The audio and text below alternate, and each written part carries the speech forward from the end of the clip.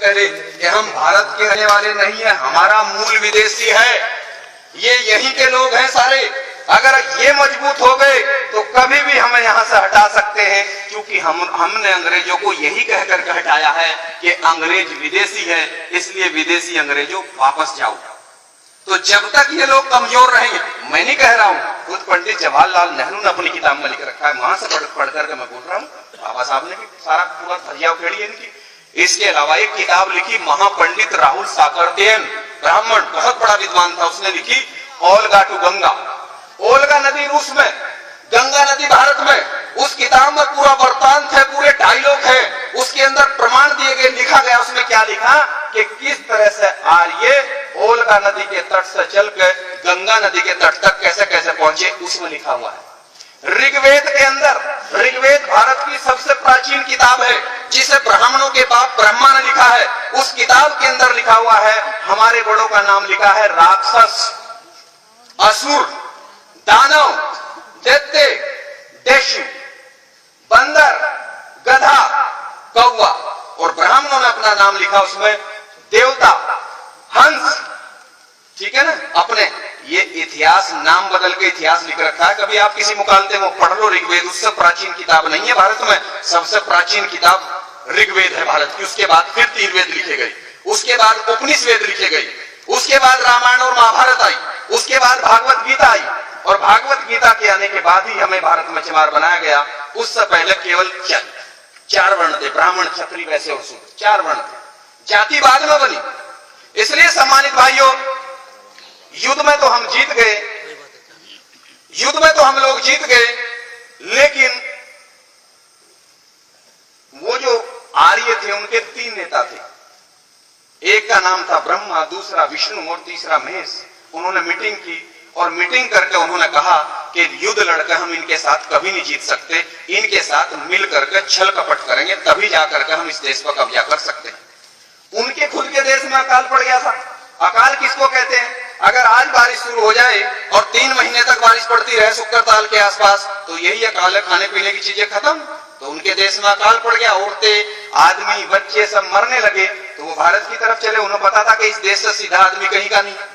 इसलिए सम्मानित भाइयों, उन्होंने कहा कि भाई इनके साथ मिलकर होगा काम, ऐसे नहीं चलने का। तो वो लगभग 5-6 हजार लोग आए थे घोड़ों पर बैठ करके, और उनके साथ मुश्किल से 40-50 लड़कियां थी, और उन लड़कियों में सबसे सुंदर लड़की थी पार्वती।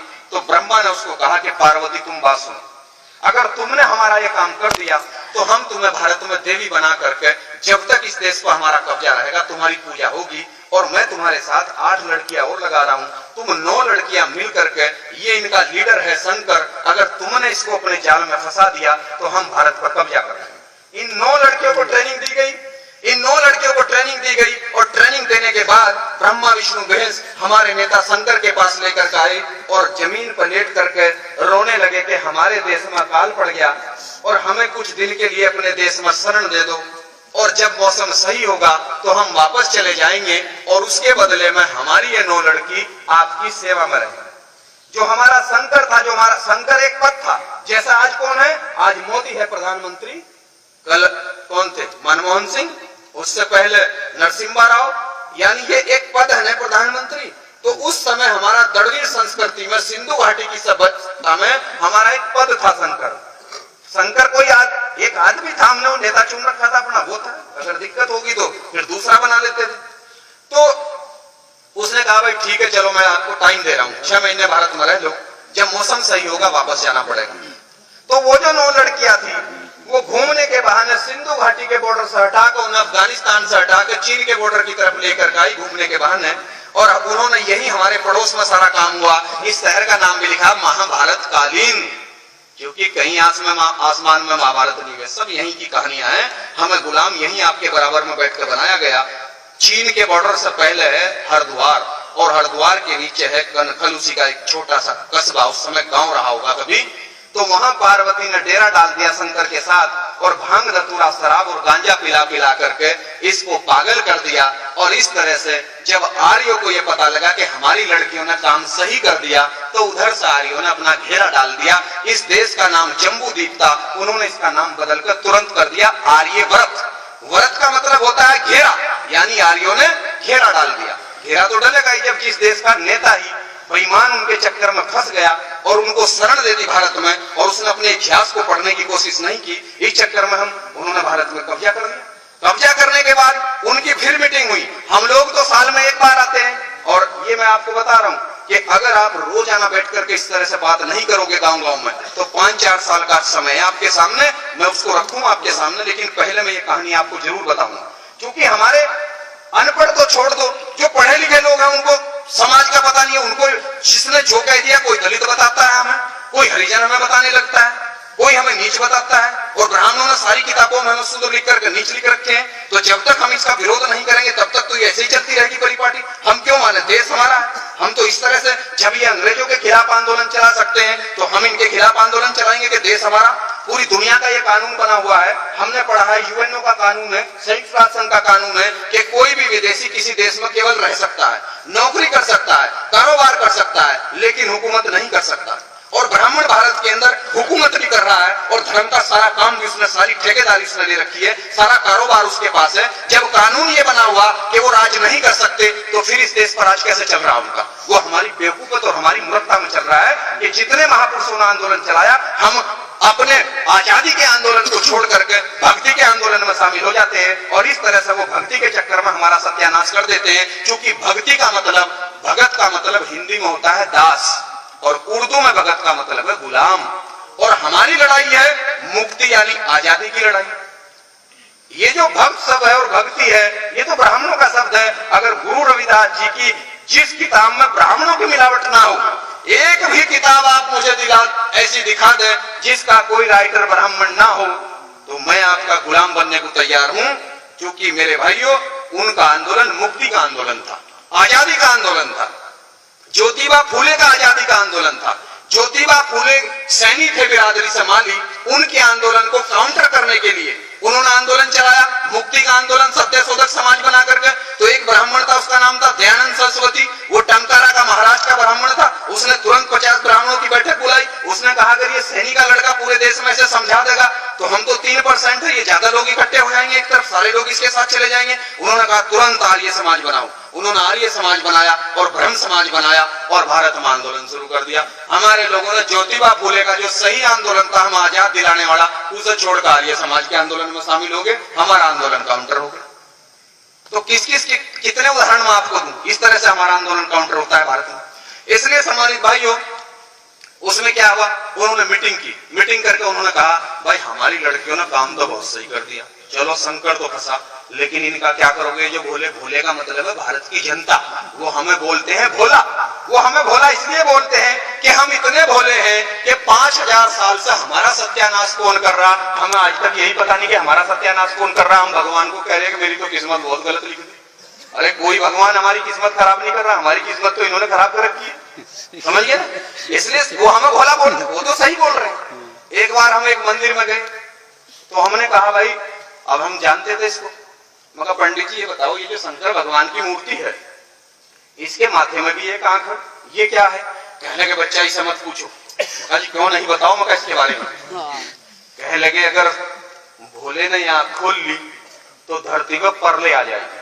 परले, अगर इसकी संधि विच्छेद करो इस शब्द की, तो पर का मतलब होता है पराई, और लय का मतलब होता है व्यवस्था। यानी अब उनकी व्यवस्था इस देश में, तो व्यवस्था पराई हो जाएगी। और अगर भोले ने आंख खोल ली तो व्यवस्था तख्ता पलट हो जाएगा, परले आ जाएगी। तो इसका मतलब क्या है? भोले कौन है? हम। और यहाँ क्या होता है? दिमाग, बुद्धि।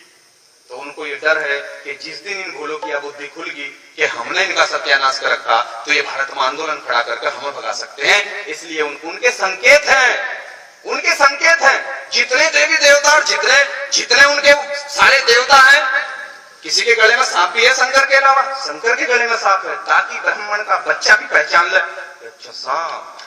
सांप क्या? नाग। उसके गले में क्यों डाल रखा? क्योंकि हम सब लोग नागवंश के हैं, ताकि अगर कोई ब्राह्मण का लड़का या लड़की आए तो वो तुरंत उन्हें देखकर पहचान लगा, क्योंकि उन्हें अपने वंश का पता है। गधे तो हमें पता नहीं है। उनके तो 7 साल के बच्चे को भी पता है कि वो किस नस्ल के लोग हैं।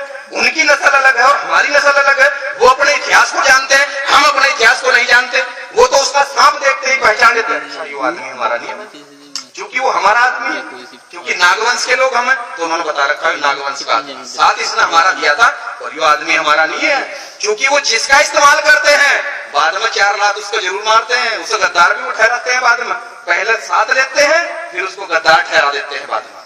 हनुमान जी का भी उन्होंने ऐसे ही किया था। पूंछ कितनी बड़ी लगा रखी है, पिछड़ी जाति का आदमी था, कितनी बड़ी पूंछ है। और कुछ पागल लोग क्या कहते हैं, उस जमाने में भाई पूंछ होती, अरे अगर वो बंदर था तो बंदर जो है आदमी की तरह कैसे बात कर लगा भाई, बंदर आदमी की तरह कैसे बात कर लगा, लेकिन आदमी की तरह बोलता था।